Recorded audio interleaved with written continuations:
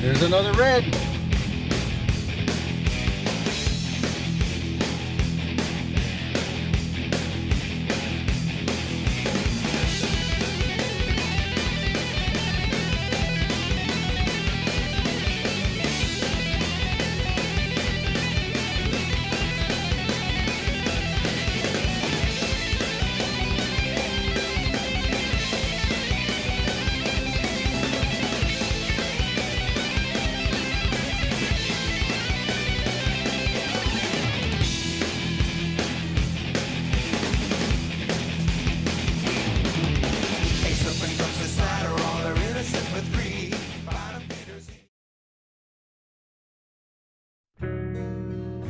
Fur Life is proudly sponsored by Uncle Freddy's Gut Glove, The Buck Cage, Comstock Custom Cages, Dusk to Dawn Bow Fishing, Mountain View Guide Service, The Stealth Screen, The Raptor Razor, Night Owl Lures, Wolf Creek Products, PCS Outdoors, Lennon Lures. Today's episode is sponsored by Wolf Creek Products and Traps, featuring Glenn Witchie. Now let's go set some traps. Hey there, boys and girls out there in TV land. My name is Brian Flowers, and welcome to Fur Life. This week we're going to be in southeastern Pennsylvania with Glenn Witchie of Wolf Creek Products. We have a great segment for you. I hope you enjoy it. We enjoyed making it. So let's get back on the trap line. Well, thank you, Glenn. I appreciate you for letting me come out here and pal around with you here for the next couple of days. This location right here. Why would we check? Well, you probably have seen a very big similarity here with where we're setting. We don't go far off these farm roads. We work right out of the truck, and we don't usually go other 10 or 20 feet. And the crop changes, of course. We got a crop change right over here. There's a real good bedding area behind us, resting area, another one right over there. Just a good location right here. And like from that bedding area, they're gonna travel that crop change. It's gonna be a road for them. So we've got a dirt hole set right there. Right across, we've got a flat set. And I believe we've got 3 fox at this location so far. And I think it'll keep producing. Just another. Well, that's just it. I mean, the fox are going to be out here on the edges. They're not going to be running down through the middle of the field. Right. They're not going to be out there in the middle. It makes perfectly good sense. Yeah. Let's go put some steel on the ground. Let's do it.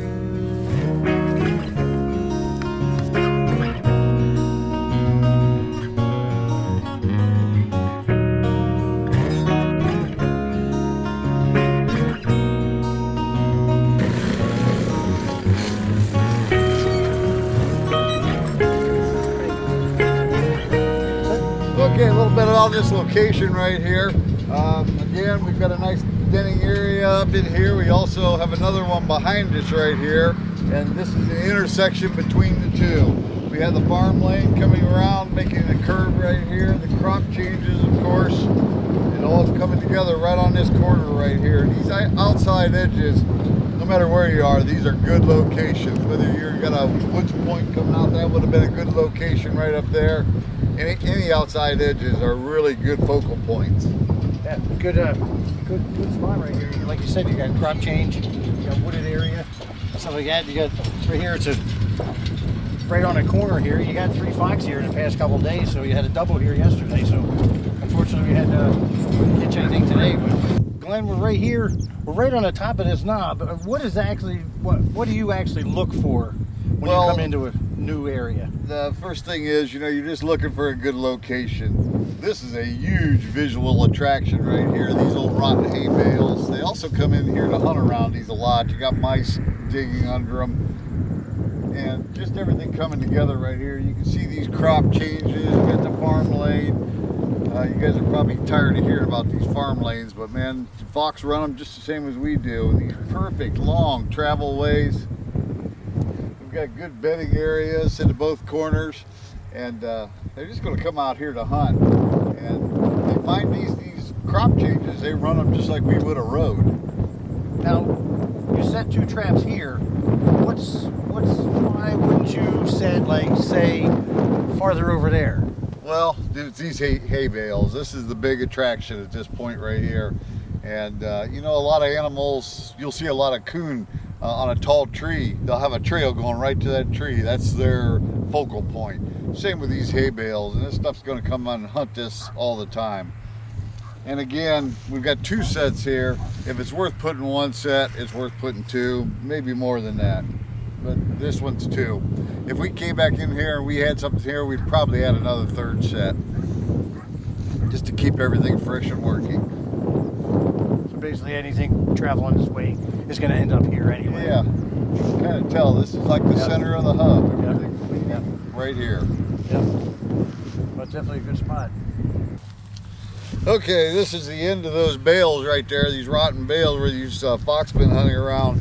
And here's some fox droppings right on top of that old bale right there. They crawl up here, they can see a long ways away.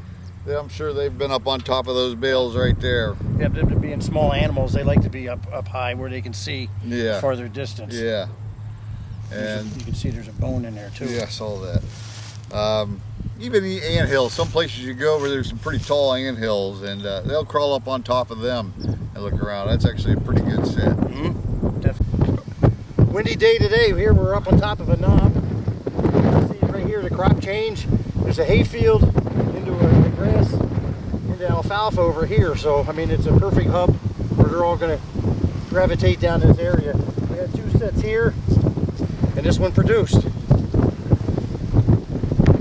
Windy day. We had a heck of a. We had a 30-degree change in temperature last night, which really made a move. This is what our 6 check, and this is our 3rd fox, so we're having a good day. All right, here's another set. We've got a couple of them right here. Another good location. Got that travel route right there, right behind us. We've got a denning area right up at the top of the hill. And I don't know what happened. We got dug out here. It happens. I don't know. And what it does happen. It does Yeah. happen. No matter what you're going to do. Anybody says that doesn't happen, they're not putting a lot of traps in the ground. Because it could have been a coon come through, or old 3 toes. We don't see tracks right here, so we're not sure. Yeah. But the only thing you can do is just reset it, bed it tight, reset it, go on.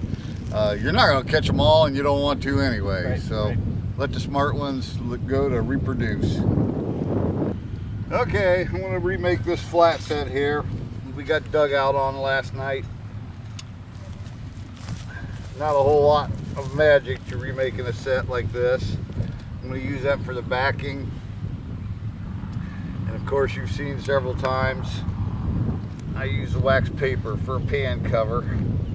Wiggle that trap down in there, get it as stable as you can. Sometimes I pinch some loose dirt under the levers. So now, Glenn, you got a fox here yesterday because you can see the kid servo.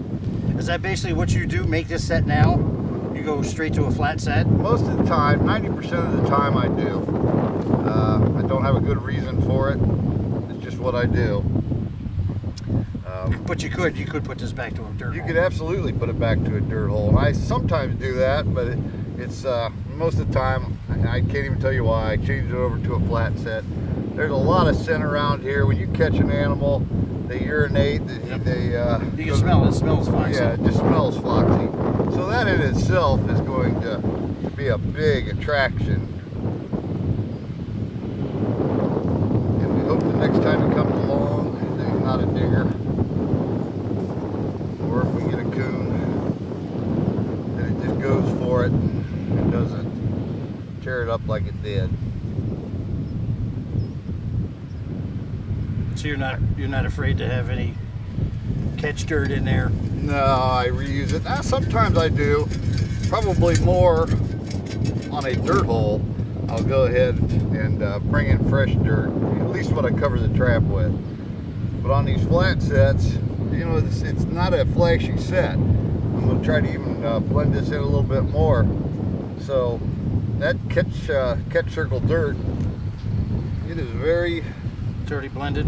It's, yeah, there's all that scent in there. It's just a major attraction. And as you can see, I'm not a big freak about blending it in, but I do blend it some, just like that. Also, most of the time on these remakes, I think I've said this before, I use bobcat urine just for a change up. And these flocks around here have never smelled a bobcat. And I've been using a little homemade lure I made myself. It's been working real good. Just a little bit. Took it up in that grass. Pretty simple set. We've got a big dirt hole over here.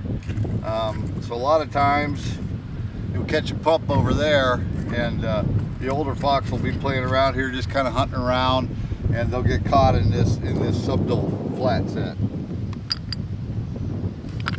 And that's about all there is to it. It's good. Other than that, you can see I'm using my bare hands. I'm not a freak on. They know you're here. I don't care what you do. They know you're here. So. Yeah, you're not going to be able to make the set. They're not going to know you weren't here. So. Right. And we got more traps to check down the road, so hopefully we'll show you a fox here in just a little bit. There you go. Fur Life is proudly sponsored by Uncle Freddy's Gut Glove, The Buck Cage, Comstock Custom Cages, Dusk to Dawn Bow Fishing, Mountain View Guide Service, The Stealth Screen, The Raptor Razor, Night Owl Lures, Wolf Creek Products, PCS Outdoors, Lennon Lures. Today's episode is sponsored by Wolf Creek Products and Traps, featuring Glenn Witchie. Now let's go set some traps.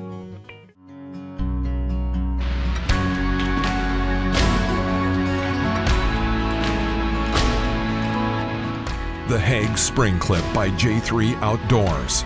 Simple, fast, efficient. All right, we're pulling into another farm right here. We have had just a super fantastic week. A lot of fox up here. Yesterday we got 3 doubles, 14 canines yesterday out of 65 traps. Pulling down in a real nice hub right here again. You can see the resting area down in the bottom. And all points are going to lead to this spot that we're coming up on.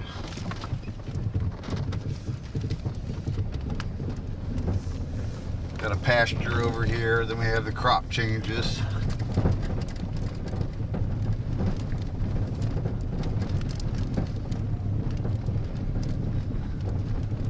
Like to see some ears stick up here pretty quick.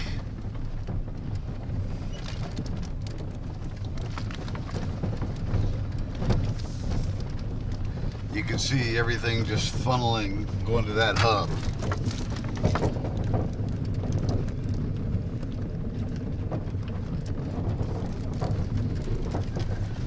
This wood lines going through here is going to be a major migration route and just a hunting area too. Be a lot of mice, squirrels such as that, birds on the edge of that little wooded spot there.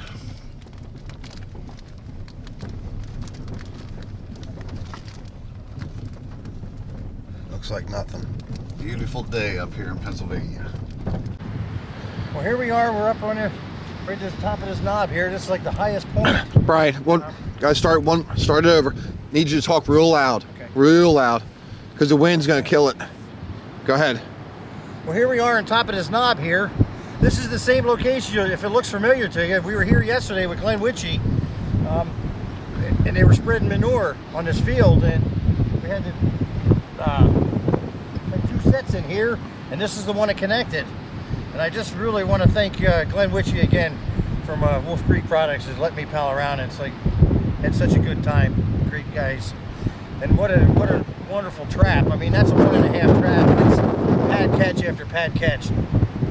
We've had a couple traps snapped off, but not very few.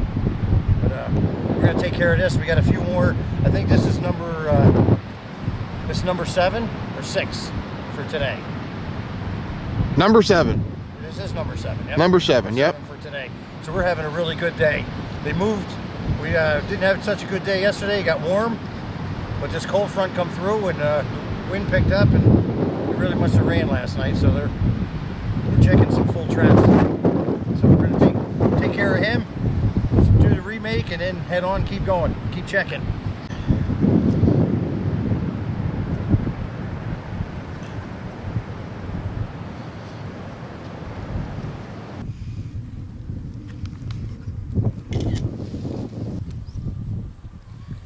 Well, we got to see you got a catch here.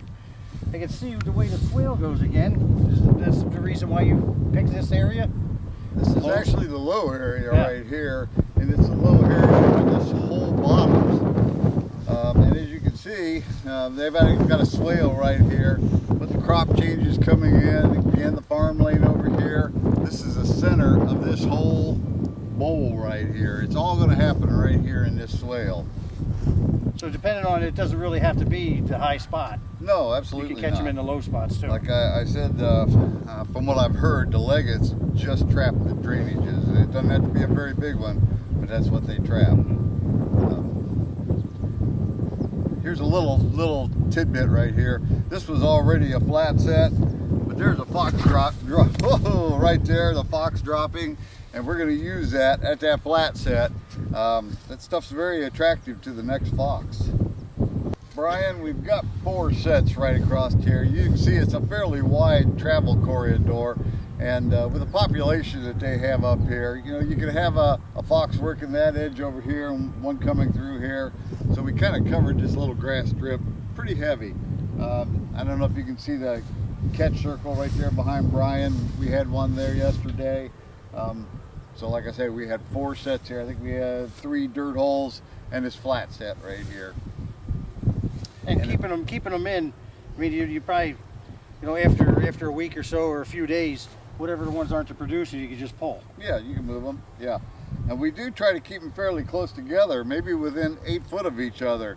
And the reason we do that, this fox right here is in a very big attractant for the next fox coming through. So that's how you get those doubles. Don't set one trap. Don't do it.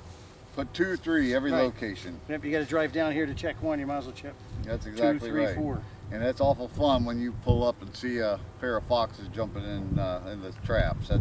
That's a good day.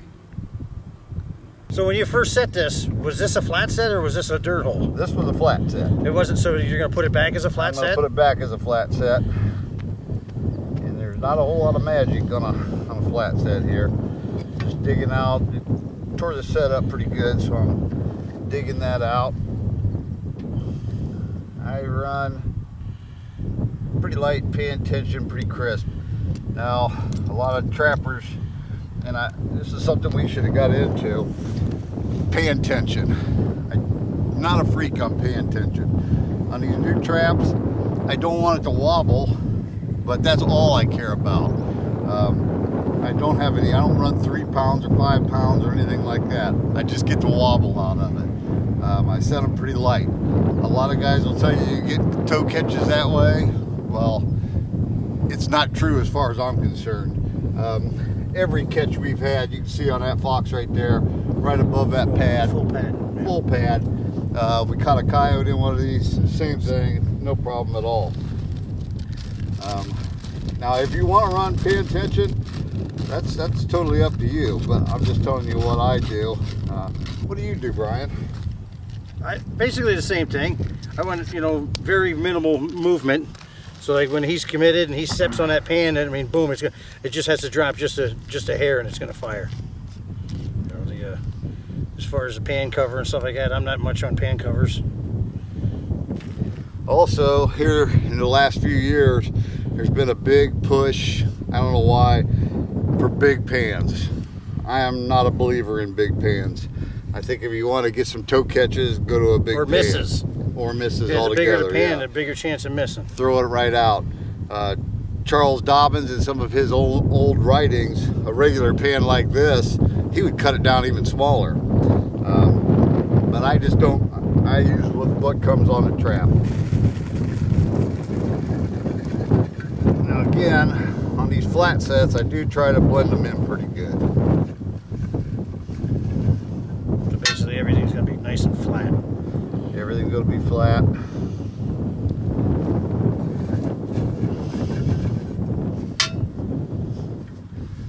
I'm going to just bring this catch circle grass up. Throw that on top of it. Sometimes this part is not the easiest to do. Sometimes it works out pretty good. Nice pair of shears sometimes. Yeah, a pair of shears work great.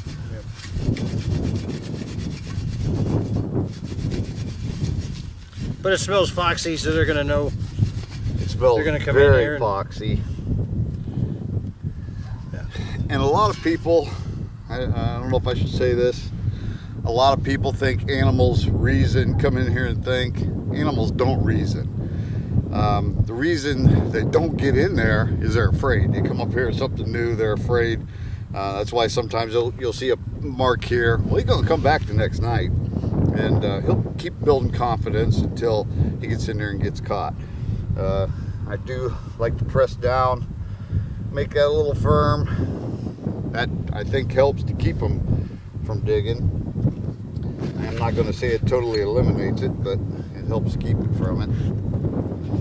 Put the lure right up at the edge of that. And especially with a flat set, I'm actually a strong believer in urine on any set, but more on a flat set than anything else. And again, I'm using cat urine, and I'll guarantee that no fox up here has ever smelled that bobcat urine, but they'll still investigate. It's a very good attractant to them. Is that how you kind of do it, Brian? Yeah, yep, that looks pretty good. Now you also have a dropping right there. Oh, that's a good We point could right do, there. that's another thing that'll actually bring in Yes. curiosity. This might gross some people out, but I'm going to take that and put it right up there for a good focal point. And then squirt you some know what? urine, yep. I'm going to put some red fox urine, just a little bit, a couple drops on it, freshen that thing up. Reactivated. Yeah. And man, what a focal point for a fox right there. Well, right here's the proof it works. Yep. Nice strong trap too. Yeah, these traps have been just working flawlessly for us. Good high catches. And they hold coyotes too. Yeah, we've caught a coyote. I've caught several coyotes in them, caught bobcats in them. You need to get you some.